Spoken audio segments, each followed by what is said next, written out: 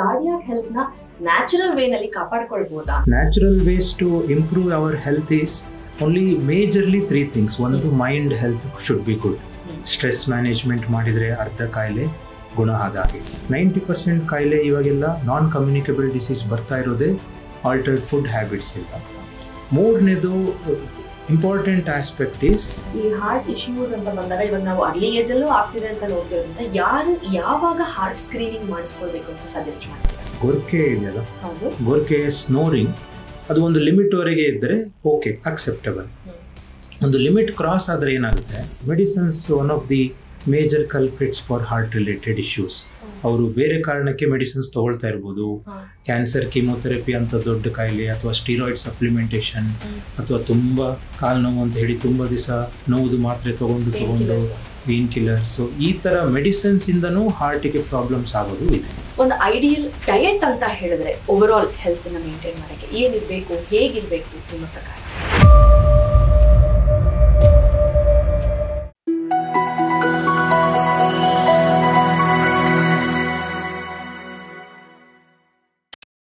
Doctor Sachin Rao ಅವರೇ, ನಾವು ಇವಾಗ ಒಂದಷ್ಟು ಡೌಟ್ಸ್ಗಳ ಬಗ್ಗೆ ಮಾತಾಡಿದ್ವಿ, ಒಂದಷ್ಟು ಟ್ರೀಟ್ಮೆಂಟ್ಸ್ಗಳ ಬಗ್ಗೆ, ಟೆಕ್ನಾಲಜಿ ಬಗ್ಗೆ ಎಲ್ಲ ಮಾತಾಡಿದ್ವಿ. But when it comes to taking care of our body and health ಅಂತ ಬಂದಾಗ ಈ ಕಾರ್ಡಿಯಾಕ್ ಹೆಲ್ತ್ ನ ನ್ಯಾಚುರಲ್ ವೇ ನಲ್ಲಿ ಕಾಪಾಡ್ಕೊಳ್ಬಹುದಾ ಅಂತ ಪ್ರಶ್ನೆ ನಂದು. ನಾನು ಕಾರ್ಡಿಯಾಕ್ ಹೆಲ್ತ್ ಅನ್ನ ಕಾಪಾಡ್ಕೊಳ್ಳೋದು ಅದರ ಬದಲು ಆ ಕ್ವೆಶನ್ ನ ಓವರ್ ಆಲ್ ಬಾಡಿ ಹೆಲ್ತ್ ಅನ್ನ ಹೇಗೆ ಇಂಪ್ರೂವ್ ಮಾಡೋದು ಅಂತ ಹೇಳೋದಕ್ಕೆ ಬಯಸ್ತೇನೆ. ಯಾಕೆಂತಂದ್ರೆ ಕಾರ್ಡಿಯಾಕ್ ಅನ್ನೋದು ಸಪರೇಟ್ ಅಲ್ಲ, ಅದು ಬಾಡಿದು ಒಂದು part. So natural ways to improve our health is only majorly three things. ಒಂದು mind health should be good. Stress management ಮಾಡಿದ್ರೆ ಅರ್ಧ ಕಾಯಿಲೆ ಗುಣ ಆದಾಗೆ. ಸ್ಟ್ರೆಸ್ ಮ್ಯಾನೇಜ್ಮೆಂಟಿನಲ್ಲಿ ಮೆಡಿಟೇಷನ್ ಇರ್ಬೋದು, ಅಥವಾ ಪ್ರಾಣಾಯಾಮ ಇರ್ಬೋದು, ಸೋಷಲೈಸಿಂಗ್ ವಿತ್ ದಿ ಅದರ್ಸ್ ಇರ್ಬೋದು, ಅಥವಾ going to a therapist also. ಅದೊಂದು ಟ್ಯಾಬು ಆಗಿದೆ, ಬಟ್ ನಮಗೆ ಆಗ್ತಾ ಇಲ್ಲ, ಮೈಂಡ್ನಲ್ಲಿ ಕಂಟ್ರೋಲ್ ಬರಲಿಲ್ಲ ಅಂತಂದ್ರೆ ಸೈಕಾಲಜಿಸ್ಟ್ ಹತ್ರ ಹೋಗಿ ಹತೋಟಿಯಲ್ಲಿ ಇಟ್ಕೊಳ್ಳೋದು ಒಳ್ಳೆಯದು. Mental health is very important, including 6 to 8 hours of sleep. ನಿದ್ದೆ ಮಾಡಲಿಲ್ಲ ಅಂದರೆ ಅವರಿಗೆ ಯೋಚನೆ ಮಾಡೋದಕ್ಕೆ ಕಷ್ಟ, ಅವರಿಗೆ ಸರಿಯಾಗಿ. ಸೊ ಇದು ಒಂದು ಆಸ್ಪೆಕ್ಟ್. ಎರಡನೇದು healthy eating. So eating habits ಇವಾಗ ತುಂಬ ಸ್ಪಾಯ್ಲ್ ಆಗಿರೋದ್ರಿಂದ more of fruits and vegetables, less of junk ಫುಡ್ಸ್ನ ತಗೊಂಡು ಲಿಮಿಟೆಡ್ ಅಮೌಂಟ್ ಆಫ್ ಫುಡ್ ಇಟ್ಕೊಂಡ್ರೆ this goes a long way in improving the health. 90% ಕಾಯಿಲೆ ಇವಾಗೆಲ್ಲ ನಾನ್ ಕಮ್ಯುನಿಕೇಬಲ್ ಡಿಸೀಸ್ ಬರ್ತಾ ಇರೋದೇ ಆಲ್ಟರ್ಡ್ ಫುಡ್ ಹ್ಯಾಬಿಟ್ಸ್ ಇಂದ. ಮೂರನೇದು ಇಂಪಾರ್ಟೆಂಟ್ ಆಸ್ಪೆಕ್ಟ್ ಈಸ್ ಎಕ್ಸಸೈಸ್. ಅದು ತುಂಬ ಜನರಿಗೆ ಈಗ ಲ್ಯಾಕ್ ಆಫ್ ಎಕ್ಸಸೈಸ್ ಆಗಿದೆ. ಯಾರು ಜಾಸ್ತಿ ಎಕ್ಸಸೈಸ್ ಬಗ್ಗೆ ಗಮನ ಕೊಡ್ತಾ ಇಲ್ಲ. ಸರ್, ನಾನು ಕಮ್ಮಿ ತಿಂತೇನೆ ಸರ್, ಬಟ್ ನನಗೆ ಎಕ್ಸಸೈಸ್ ಮಾಡಲಿಕ್ಕೆ ಆಗ್ತಾ ಇಲ್ಲ, ಟೈಮ್ ಸಿಗ್ತಾ ಇಲ್ಲ, ಕಾಲು ನೋವು, ಮೈಕೆ ನೋವು ಅಂತ ಹೇಳಿ ಮಾಡ್ತಾ ಇಲ್ಲ. That is ignored part of life style ಆಗಿದೆ. ಬಟ್ ಅದ್ರ ಬಗ್ಗೆ ಸಮಸ್ಯೆ ಇದ್ರೆ ಮಾತ್ರ ಎಕ್ಸಸೈಸ್ ಮಾಡಬೇಕು, ಚೆನ್ನಾಗಿದ್ರೆ ಮಾಡೋ ಅವಶ್ಯಕತೆ ಇಲ್ಲ ಅನ್ನೋ ರಾಂಗ್ ನೋಷನ್ ಆಗಿದೆ. ಹೌದು, ನಮ್ಮ ಹೆಲ್ತ್ ಅನ್ನ ಸರಿ ಇಟ್ಕೊಳ್ಬೇಕು ಅಂತಂದ್ರೆ ಎಕ್ಸಸೈಸ್ದು ಇಂಪಾರ್ಟೆನ್ಸ್, ಮಹತ್ವ ತುಂಬಾ ಇದ್ದಿದ್ದೆ. ನಾವು ತಿನ್ಲಿ ಬಿಡ್ಲಿ, ಜಾಸ್ತಿ ತಿನ್ಲಿ ಬಿಡ್ಲಿ, ಓವರ್ ವೇಟ್ ಇರ್ಲಿ ಬಿಡ್ಲಿ, ಮಸಲ್ ಡೆವಲಪ್ಮೆಂಟಿಗೆ, ಬಾಡಿ ಡೆವಲಪ್ಮೆಂಟಿಗೆ ಎಕ್ಸಸೈಸ್ ಬೇಕೇ ಬೇಕು. ಸೊ ಈ ಮೂರು ಆಸ್ಪೆಕ್ಟ್ ಅನ್ನು ಅವರು ಕಾನ್ಸಂಟ್ರೇಟ್ ಮಾಡಿದ್ರೆ ಮೆಂಟಲ್ ಸ್ಟ್ರೆಸ್ನ ಕಮ್ಮಿ ಮಾಡಿಕೊಂಡು ಮೆಂಟಲ್ ಹೆಲ್ತ್ ಸರಿ ಇಟ್ಕೊಳ್ಳೋದು, ಒಳ್ಳೆ ಆಹಾರ ತಗೊಳ್ಳೋದು, ಮತ್ತು ಲಿಮಿಟೆಡ್ ಅಮೌಂಟ್ ಆಫ್ ಎಕ್ಸಸೈಸ್ ಮಾಡಿದರೆ ಸುಮಾರು non communicable diseases including heart ಇಶ್ಯೂಸನ್ನು ಕಮ್ಮಿ ಮಾಡೋದು ಹೆಲ್ಪ್ ಆಗುತ್ತೆ. ಓಕೆ, ಈ ಹಾರ್ಟ್ ಇಶ್ಯೂಸ್ ಅಂತ ಬಂದಾಗ ಇವಾಗ ನಾವು ಅರ್ಲಿ ಏಜ್ ಅಲ್ಲೂ ಆಗ್ತಿದೆ ಅಂತ ನೋಡ್ತಿರೋದ್ರಿಂದ ಯಾರು ಯಾವಾಗ ಹಾರ್ಟ್ ಸ್ಕ್ರೀನಿಂಗ್ ಮಾಡಿಸ್ಕೊಳ್ಬೇಕು ಅಂತ ಸಜೆಸ್ಟ್ ಮಾಡ್ತೀರಾ? 40 ವರ್ಷದ ಮೇಲೆ ಹಾರ್ಟ್ದು ಟೆಸ್ಟ್ಗಳನ್ನ ಮಾಡಿಸಿ ಹಾರ್ಟ್ದು ಸ್ಕ್ರೀನಿಂಗ್ ಮಾಡಿಸ್ಕೊಳ್ಳಿ ಅಂತ ಮುಂಚೆ ಹೇಳ್ತಾ ಇದ್ವಿ. But Indians are more prone, so ಬೇಗನೆ ಬರ್ತಾ ಇರೋದ್ರಿಂದ ಇಂಡಿಯನ್ಸಿಗೆ ನಾವು 35 ವರ್ಷದಿಂದ ಸ್ಟಾರ್ಟ್ ಮಾಡಿ ಅಂತ ಹೇಳ್ತೀವಿ. 35 ವರ್ಷದಲ್ಲಿ ಏನೇನು ಮಾಡಿಸ್ಬೇಕು ಅಂತಂದ್ರೆ ಬೇಸಿಕ್ ECG, ಎಕೋ ಮತ್ತೆ treadmill testing. Yearly once periodical test ಮಾಡಿಸ್ಬೇಕಾ? ಅವರವರ ರಿಸ್ಕ್ ಫ್ಯಾಕ್ಟರ್ಸ್ ಮೇಲೆ. ಈಗ ಯಾರಿಗೆ ಸ್ಮೋಕಿಂಗ್ ಇದೆ, ಯಾರಿಗೆ ಫ್ಯಾಮಿಲಿ ಹಿಸ್ಟ್ರಿ ಇದೆ, ಯಾರಿಗೆ ಡಯಾಬಿಟಿಸ್ ಸ್ಟಾರ್ಟ್ ಆಗಿದೆ, ಅವರಿಗೆ ಫ್ರೀಕ್ವೆಂಟ್ ಆಗಿ ಮಾಡಿಸೋದು ಒಳ್ಳೆಯದು. ಇಯರ್ಲಿ ಒನ್ಸ್ ಮಾಡಿದರೆ ಒಳ್ಳೆಯದು. ಕೆಲವೊಬ್ಬರಿಗೆ 6 months ಕರೆದು ಮಾಡ್ತೇವೆ. ಬಟ್ ಯಾರಿಗೆ ಏನೂ ಇಲ್ಲ, ರಿಸ್ಕ್ ಫ್ಯಾಕ್ಟರ್ಸೇ ಇಲ್ಲ ಅಂದರೆ ಟ್ರೆಡಿಷನಲ್ ರಿಸ್ಕ್ ಫ್ಯಾಕ್ಟರ್ಸ್ ಗೊತ್ತಿರುವಂಥದ್ದು, ಬ್ಲಡ್ ಪ್ರೆಷರ್ ಇಲ್ಲ, ಶುಗರ್ ಇಲ್ಲ, ಮತ್ತು ಅವರಿಗೆ ಸ್ಮೋಕಿಂಗ್ ಇಲ್ಲ, ಲೈಫ್ ಸ್ಟೈಲ್ ಎಲ್ಲ ಚೆನ್ನಾಗಿದೆ ಅಂಥವರಿಗೆ 3 to 5 years ಆದ್ರೂ ECG, ಎಕೋ ಮತ್ತು ಟ್ರೆಡ್ಮಿಲ್ ಟೆಸ್ಟ್ ಮಾಡೋದು ಒಳ್ಳೆಯದು. ಓಕೆ, ಸೊ ಇದು ಮೂರರಲ್ಲೇ ಸುಮಾರು 99% ಆಫ್ ದಿ ಹಾರ್ಟ್ ಪ್ರಾಬ್ಲಮ್ಸ್ ಅನ್ನು ನಾವು ಕಂಡುಹಿಡಿಬಹುದು ಮೊದಲೇ. ಈ ಹೃದಯದ ಸಮಸ್ಯೆ ಅಂತ ಬಂದಾಗ ತುಂಬಾ ಅನ್ಕಾಮನ್ ರಿಸ್ಕ್ ಫ್ಯಾಕ್ಟರ್ಸ್ ಏನಿದೆ ಡಾಕ್ಟರ್? ಕಾಮನ್ ಆಗಿ ಕೆಲವೊಂದು ಹೇಳಿದಿರಿ, ಅನ್ಕಾಮನ್ ಇರುವಂತದ್ದೇನು which the common man cannot identify? Doesn't know, common man do not know ಅಂತಂದ್ರೆ, ಒಂದು ಈ ಓರಲ್ ಕಾಂಟ್ರಸೆಪ್ಟಿವ್ ಪಿಲ್ಸ್ ಎಲ್ಲ ತಗೊಳ್ತಾರೆ. ಸೊ ಓರಲ್ ಹಾರ್ಮೋನ್ಸ್ ಥೆರಪಿ ಎಲ್ಲ ತಗೊಂಡಾಗ ಅದು ಮೆನೋಪಾಸದು ನಂತರ ಇರ್ಬೋದು ಅಥವಾ ಮೆನ್ಸ್ಟ್ರೇಷನ್ ಸರಿ ಆಗ್ಲಿಲ್ಲ ಅಂತ ಹೇಳಿ ಇರ್ಬೋದು, ಈ ಹಾರ್ಮೋನ್ ರೀಪ್ಲೇಸ್ಮೆಂಟ್ ಥೆರಪಿ ಮಾಡಿದ ಟೈಮ್ನಲ್ಲಿ ಹಾರ್ಟಿಗೆ ಇಶ್ಯೂಸ್ ಆಗಿರೋದನ್ನ ನೋಡಿದ್ದೇವೆ. ಬರೀ ಹಾರ್ಟಿನಲ್ಲಿ ಅಷ್ಟೇ ಅಲ್ಲ, ತಲೆಯಲ್ಲಿ ಕ್ಲಾಟ್ ಆಗ್ಬೋದು, ಪಲ್ಮೊನರಿ ಎಂಬಾಲಿಸಮ್ ಅಂತ ಲಂಗ್ಸ್ ನಲ್ಲಿ ಕ್ಲಾಟ್ ಆಗ್ಬೋದು. ಸೊ ಆಲ್ ದೀಸ್ ಇಶ್ಯೂಸ್ ಈ ಹಾರ್ಮೋನ್ ರೀಪ್ಲೇಸ್ಮೆಂಟ್ ಥೆರಪಿಯಿಂದ ತುಂಬಾ ಕಾಮನ್ ಆಗಿ ನೋಡ್ತಾ ಇದ್ದೇವೆ. ಸೊ ಅದ್ರ ಬಗ್ಗೆ ಜಾಗೃತಿ ಆಗಿರೋದು ಒಳ್ಳೇದು. ಒಂದು ಕೆಲವೊಂದ್ಸಲ ಇನ್ಫೆಕ್ಷನ್ಸ್ಗಳನ್ನ ತುಂಬಾ ದಿವಸ ಪ್ರೊಲಾಂಗ್ಡ್ ಆಗಿದ್ರೆ ಅಥವಾ ತುಂಬಾ ಸೀರಿಯಸ್ ಆಗಿದ್ರೆ ಹಾರ್ಟ್ದು ಸ್ಕ್ರೀನಿಂಗ್ ಮಾಡಿಸ್ಕೊಳ್ಳೋದು ಒಳ್ಳೇದು. ಕೋವಿಡ್ ಒಂದು ಎಕ್ಸಾಂಪಲ್ ಇರ್ಬೋದು, ಬಟ್ ನಾವು ವೇರಿಯಸ್ ವೈರಲ್ ಇನ್ಫೆಕ್ಷನ್ಸ್ಗಳು ಹಾರ್ಟು 30% ಹೋಗೋದು, 20% ಹೋಗೋದು ನೋಡಿದ್ದೇವೆ. ಸೊ ವೈರಲ್ ಇನ್ಫೆಕ್ಷನ್ಸ್ ತುಂಬಾ ಜಾಸ್ತಿ ಆಗಿ BP ಎಲ್ಲ ಕಮ್ಮಿ ಆದ್ರೆ treating doctor may ask for heart related tests. ಅದು ಒಂದು uncommon causes of heart problems. ಮೂರನೇದು ಸ್ಟ್ರೆಸ್. ಈಗ ಪ್ರೆಗ್ನೆನ್ಸಿ ಇರ್ಬೋದು ಅಥವಾ ಮೆಂಟಲ್ ಸ್ಟ್ರೆಸ್ ತುಂಬಾ ಇರ್ಬೋದು, ಅಂಥವರಿಗೆ ಸ್ಟ್ರೆಸ್ ಇಂದನೇ ಹಾರ್ಟು ತುಂಬಾ ವೀಕ್ ಆಗೋದು. ಈ ಪ್ರೆಗ್ನೆನ್ಸಿಯಲ್ಲಿ ನಾವು ಹಾರ್ಟು ತುಂಬಾ 20% ಹೋಗಿರೋದು ನೋಡಿದ್ದೇವೆ. ಸೊ ಹಾರ್ಟ್ದು ಫಂಕ್ಷನಿಂಗ್ ತುಂಬಾ ಕಡಿಮೆ ಆಗ್ಬಿಡುತ್ತೆ.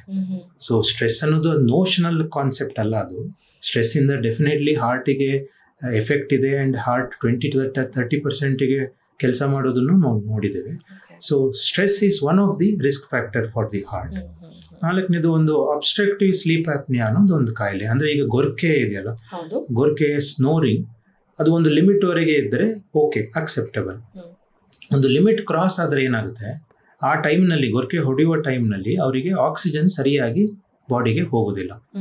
ನಾವು ಕೈಯಲ್ಲಿ ಮೆಷರ್ ಮಾಡಿದ್ರೆ ಪಲ್ಸ್ ಆಕ್ಸಿಮೀಟರ್ ಅಲ್ಲಿ ಅವರ ಆಕ್ಸಿಜನ್ ರಿಕ್ವೈರ್ಮೆಂಟ್ 95% ಅಂತ ಇದ್ದರೆ ಪಲ್ಸ್ ಆಕ್ಸಿಮೀಟ್ರಲ್ಲಿ ಅವರಿಗೆ 65% ಹೋಗ್ಬಿಡುತ್ತೆ. ಸೊ ಬಾಡಿಲಿ ಆಕ್ಸಿಜನ್ ಕಡಿಮೆ ಆಗಿ ವೇರಿಯಸ್ ತುಂಬ ಕಾಯಿಲೆಗಳು ನೋಡ್ತೇವೆ. Heart attack one of the ಕಾಯಿಲೆ. ಸೊ ಅದನ್ನು ಕಂಡುಹಿಡಿಬೋದು. ತುಂಬ ಗೊರಕೆ ಹೊಡಿತಾರೆ ಅವರು, ಗೊರಕೆ ಹೊಡಿತಾ ಉಸಿರು ಕಟ್ಟಿದಾಗ ಆಗ್ಬಿಡುತ್ತೆ ಅವರಿಗೆ, ಅದನ್ನ ಆಪ್ನಿಯಾ ಅಂತ ಹೇಳ್ತೀವಿ. ಸೊ ಅಬ್ಸ್ಟ್ರಕ್ಟಿವ್ ಸ್ಲೀಪ್ ಆಪ್ನಿಯಾನ ನಾವು ಸ್ಲೀಪ್ ಸ್ಟಡಿ ಮುಖಾಂತರ ಕಂಡುಹಿಡಿಬೋದು. ಸೊ ಯಾರಿಗೆ ಡಾಕ್ಟರ್ಸ್ ಡಿಸ್ಕಸ್ ಮಾಡ್ತಾ ಅವರಿಗೆ ಸರ್ ತುಂಬ ಗೊರಕೆ ಹೊಡಿತಾರೆ, ಉಸಿರು ಕಟ್ಟಿದಾಗ ಆಗುತ್ತೆ ಅಂಥವ್ರಿಗೆ ನಾವು ಸ್ಲೀಪ್ ಸ್ಟಡಿ ಅಂತ ಹೇಳಿ ಮಾಡಿ ಅಬ್ಸ್ಟ್ರಕ್ಟಿವ್ ಸ್ಲೀಪ್ ಆಪ್ನಿಯಾನ ಕಂಡುಹಿಡಿದು ಮೊದಲೇ ಟ್ರೀಟ್ಮೆಂಟ್ ಕೊಟ್ರೆ ಹಾರ್ಟ್ ಅಟ್ಯಾಕ್ ಹೋಗುವುದು ತಡೆಗಟ್ಟಬಹುದು. This is very surprising. ಗೊರಕೆನೂ ಅತಿ ಆದ್ರೆ, ಆ ಲಿಮಿಟ್ ಕ್ರಾಸ್ ಆದ್ರೆ ಅದೊಂದು ಕಾಯಿಲೆ ಫಾರ್ಮಿಗೆ ಟರ್ನ್ ಆದ್ರೆ ಅಬ್ಸ್ಟ್ರಕ್ಟಿವ್ ಸ್ಲೀಪ್ ಆಪ್ನಿಯಾ ಎಪಿಸೋಡ್ಸ್ ಅಂತ ಸುಮಾರು ಸೆಕೆಂಡ್ಸ್ ಗಟ್ಟಲೆಗಳ ಒಟ್ಟಿಗೆ ಅವರ ಉಸಿರಾಟದ್ದು ಕಾರ್ಯ ನಿಂತು ಹೋಗ್ಬಿಡುತ್ತೆ ಅವರಿಗೆ. ಅಪ್ ಟು 30 seconds ನಿಂತು ಹೋದ್ರೆ ಬಾಡಿಗೆ ಕಷ್ಟ ಆಗಿ ಮತ್ತೆ ಅವರು ಗೊರಕೆಯಿಂದ ಎಚ್ಚರ ಆಗೋದು, ಮತ್ತೆ ನಿದ್ದೆಗೆ ಹೋಗೋದು, ಮತ್ತೆ ಗೊರಕೆಯಿಂದ ಎಚ್ಚರ ಆಗೋದು, ಇದೇ ಸೈಕಲ್. ಸೊ ಡಿಸ್ಟರ್ಬ್ಡ್ ಸ್ಲೀಪಿಗೆ this is one of the reason obstructive sleep apnea. Okay. So ಇವಾಗ ನಮ್ದೊಂದಷ್ಟು ಲೈಫ್ ಸ್ಟೈಲ್ ಮಾಡಿಫಿಕೇಶನ್ ಆಗ್ಲಿಲ್ಲ ಅಂತ ಹೇಳಿದ್ರೆ ಈ ತರ ಎಲ್ಲ ಪ್ರಾಬ್ಲಮ್ಸ್ ಆಗುತ್ತೆ ಫುಡ್ ಅಂಡ್ ಲೈಫ್ ಸ್ಟೈಲ್ ಅಲ್ಲಿ. ಮತ್ತೆ ಇನ್ನೊಂದು ಕೆಲವೊಂದು ಕಾರಣಗಳು ತುಂಬಾ ರೇರ್ ಆಗಿ ಅಂತಂದ್ರೆ ವಿಟಮಿನ್ ಡಿಫಿಷಿಯನ್ಸಿಯಿಂದನೂ ಹಾರ್ಟ್ ಪ್ರಾಬ್ಲಮ್ಸ್ ಬರ್ಬೋದು. ಫಾರ್ ಎಕ್ಸಾಂಪಲ್ ವಿಟಮಿನ್ ಡಿ ಇರ್ಬೋದು, ಸೆಲೆನಿಯಂ, ಥಯಮಿನ್, ಇದೆಲ್ಲ ಕಾಯಿಲೆಗಳದ್ದು ಹೆಸರೇ ಇದೆ. ಕೇಶಾನ್ಸ್ ಡಿಸೀಸ್, ಬೆರಿ ಇವೆಲ್ಲ ಹೇಳ್ತೇವೆ. ಸೊ ಯಾರಿಗೆ ಈ ಮೈಕ್ರೋ ನ್ಯೂಟ್ರಿಯೆಂಟ್ಸ್ ಅಥವಾ ನ್ಯೂಟ್ರಿಯೆಂಟ್ಸ್ ಸರಿಯಾಗಿ ಸಿಗಲಿಲ್ಲ ಅವರಿಗೆ, ಅಂಥವ್ರಿಗೂ ಹಾರ್ಟ್ ಪ್ರಾಬ್ಲಮ್ಸ್ ಜಾಸ್ತಿ ಬರ್ಬೋದು.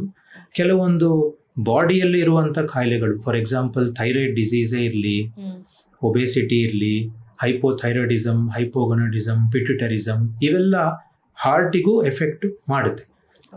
ರುಮೆಟಾಯ್ಡ್ ಆರ್ಥರೈಟಿಸ್ ಅನ್ನೋ ಕಾಮನ್ ಜಾಯಿಂಟ್ ಪೇನ್ ಸಹ ಹಾರ್ಟಿಗೆ ಕೆಲವೊಂದ್ಸಲ ಎಫೆಕ್ಟ್ ಮಾಡಿ ಬ್ಲಾಕೇಜಸ್ ಎಲ್ಲ ಕೊಡುತ್ತೆ. ಕನೆಕ್ಟಿವ್ ಟಿಶ್ಯೂ ಡಿಸಾರ್ಡರ್ಸ್ ಅಂತ inflammatory disease, auto immune disease, ಇವೆಲ್ಲ ನಾವು ಹೆಂಗಸರಿಗೆ ಏನು ನೋಡ್ತೀವೋ ಅವೆಲ್ಲ ಬರೀ ಬಾಡಿಗೆ ಅಥವಾ ಜಾಯಿಂಟ್ಸಿಗೆ ಸೀಮಿತವಾಗಿರೋದು ಅಲ್ಲ, ಅದರಿಂದನೂ ಹಾರ್ಟ್ ಪ್ರಾಬ್ಲಮ್ಸ್ ಬರೋದಿದೆ. And medicines one of the major culprits for heart related issues. ಅವರು ಬೇರೆ ಕಾರಣಕ್ಕೆ ಮೆಡಿಸಿನ್ಸ್ ತಗೊಳ್ತಾ ಇರ್ಬೋದು, ಕ್ಯಾನ್ಸರ್, ಕೀಮೋಥೆರಪಿ ಅಂತ ದೊಡ್ಡ ಕಾಯಿಲೆ, ಅಥವಾ ಸ್ಟೀರಾಯ್ಡ್ ಸಪ್ಲಿಮೆಂಟೇಷನ್, ಅಥವಾ ತುಂಬಾ ಕಾಲು ನೋವು ಅಂತ ಹೇಳಿ ತುಂಬಾ ದಿವಸ ನೋವುದು ಮಾತ್ರೆ ತಗೊಂಡು ಪೇನ್ ಕಿಲ್ಲರ್ಸ್. ಸೊ ಈ ತರ ಮೆಡಿಸಿನ್ಸ್ ಇಂದನೂ ಹಾರ್ಟಿಗೆ ಪ್ರಾಬ್ಲಮ್ಸ್ ಆಗೋದು ಇದೆ. So these are all uncommon causes of heart problems. ಇದು ಎಷ್ಟು ಇಂಪಾರ್ಟೆಂಟ್ ಇತ್ತು ನಾವು ಹೇಳೋದು ಅಂದ್ರೆ, ನಾವು ಯೂಶಲಿ ಪೇಷಂಟ್ ಕಡೆಯವ್ರು ಹೇಳೋದು ನೋಡಿದೀವಿ, ಒಂದು ಏನು ಸ್ಮೋಕ್ ಮಾಡಲ್ಲ, ಆಲ್ಕೋಹಾಲ್ ತಗೊಳ್ಳಲ್ಲ, ಎಷ್ಟು ಒಳ್ಳೆ ಅಭ್ಯಾಸ ಅಂತ. ಬಟ್ ಯು ನೆವರ್ ನೋ ಒಳಗಡೆ ಏನ್ ಡಿಫಿಷಿಯನ್ಸಿಯಿಂದ ಅದು ಹಾರ್ಟಿಗೆ ತೊಂದರೆ ಮಾಡಿರಬಹುದು, ಚಾನ್ಸಸ್ ಇರುತ್ತೆ ಅಂತ. ಸೊ ಇದೆಲ್ಲ ಕಾರಣಗಳು ಆಗಬಹುದು. ಇನ್ನು ಕೆಲವೊಂದು ಅನ್ಇಗ್ನೋರ್ಡ್ ಪಾರ್ಟ್ ಆಫ್ ಕಾಸಸ್ ಅಂತ ಹೇಳಿದ್ರೆ, ಅನ್ಇಗ್ನೋರ್ಡ್ ಕಾಸಸ್ ಅಂದ್ರೆ ಏರ್ ಪೊಲ್ಯೂಷನ್ ಇರ್ಬೋದು, ನಾಯ್ಸ್ ಪೊಲ್ಯೂಷನ್ ಇರ್ಬೋದು, PM 2.5 ಅಂತ ಹೇಳಿ ಅದ್ರ ಮೇಲೆನೆ ಸ್ಟಡೀಸ್ಗಳಾಗಿದೆ. ಅಂದ್ರೆ ಪಾರ್ಟಿಕ್ಯುಲೇಟ್ ಮ್ಯಾಟರ್ ಜಸ್ಟ್ 2.5 ಮೈಕ್ರಾನ್ಸ್, ಅದು ನಮ್ಗೆ ಕಣ್ಣಿಗೆ ಕಾಣುದಿಲ್ಲ. ಒಂದು ಹೇರ್ನ ತಗೊಂಡ್ರೆ ಆ ಹೇರೇ 70 ಮೈಕ್ರಾನ್ಸ್ ಇರುತ್ತೆ. ಸೊ 2.5 ಮೈಕ್ರಾನ್ ಇರುವಂತ ಪಾರ್ಟಿಕಲ್ಸ್ ನಮ್ಮ ಬಾಡಿ ಒಳಗೆ ಪ್ರವೇಶ ಆದ್ರೆ ಏರ್ ಪೊಲ್ಯೂಷನ್ ಅದು ಎಲ್ಲೆಲ್ಲಿ ಡೆಪಾಸಿಟ್ ಆಗ್ಬೋದು. ಮೈಕ್ರೋ ಪ್ಲಾಸ್ಟಿಕ್ಸ್ ಎಲ್ಲ ಕೇಳಿದ್ವಿ ಇವಾಗ. ಕುಡಿಯುವ ಒಂದು ಟೀ ಕಪ್ಪಿನಲ್ಲೂ ಪ್ಲಾಸ್ಟಿಕ್ ಅಂಶಗಳಿದೆ. ಅದು ನಮ್ಮ ಬಾಡಿ ಒಳಗೆ ಎಂಟರ್ ಆದ್ರೆ ಅದು ಹೇಗೆ ನಮಗೆ ಕಾಯಿಲೆಗಳಿಗೆ ಕಾರಣ ಆಗ್ಬೋದು. ಸೊ ಇದೆಲ್ಲ ನಾವು ಅದ್ರ ಬಗ್ಗೆ ಗಮನ ಕೊಡೋದಿಲ್ಲ. But these are all definitely they are the reasons for not only heart related issues but cancer ಅದರಿಂದ ಬರ್ಬೋದು. ಎಕ್ಸಾಕ್ಟ್ಲಿ, ನೀವು ಹೇಳೋದು ನೋಡಿದ್ರೆ ನಮ್ಮನ್ನ ನಾವು ಕೇರ್ ಮಾಡೋದ್ರ ಜೊತೆಗೆ ಪ್ರಕೃತಿನೂ ಎಷ್ಟು ಕೇರ್ ಮಾಡೋದು ತುಂಬಾ ಇಂಪಾರ್ಟೆಂಟ್ ಅನ್ನೋದು ಈ ಸಂದರ್ಭದಲ್ಲಿ. ಕುಡಿಯೋ ನೀರು, ಉಸಿರಾಡೋ ಗಾಳಿ, ಅದರಲ್ಲಿ ಕಲ್ಮಶ ಇದ್ರೂ ಕೂಡ ಅದು ನಮ್ಮ ದೇಹದ ಮೇಲೆನೆ ಪರಿಣಾಮ ಬೀರುತ್ತೆ. So important. ಇದನ್ನೆಲ್ಲ ನೋಡಿದಾಗ one thing I want to know, ಒಂದು ಐಡಿಯಲ್ ಡಯಟ್ ಅಂತ ಹೇಳಿದ್ರೆ ಓವರ್ ಆಲ್ ಹೆಲ್ತ್ ನ ಮೇಂಟೈನ್ ಮಾಡಕ್ಕೆ ಏನಿರ್ಬೇಕು, ಹೇಗಿರ್ಬೇಕು ನಿಮ್ಮ ಪ್ರಕಾರ? ಈಗ ಡಯಟ್ ಅನ್ನೋದು topic of discussion which is never unsolved. ಒಬ್ರು ಇದು ತಗೊಳ್ಳಿ ಅಂತಾರೆ, ಒಬ್ರು ಇದು ತಗೊಳ್ಳೋದು ಬೇಡ ಅಂತ ಹೇಳ್ತಾರೆ. ಪೇಷಂಟ್ಸೇ ಆಗ್ಲಿ, ಈವನ್ ನಾವೇ ಆಗ್ಲಿ ಡಯಟ್ ನ ಕನ್ಫ್ಯೂಸ್ಡ್ ವೇ ಅಲ್ಲೇ ನೋಡ್ಬೇಕಾಗತ್ತೆ, ಇದು ತಗೊಳ್ಬೋದಾ ತಗೊಳ್ಬಾರ್ದಾ ಅಂತ ಹೇಳಿ.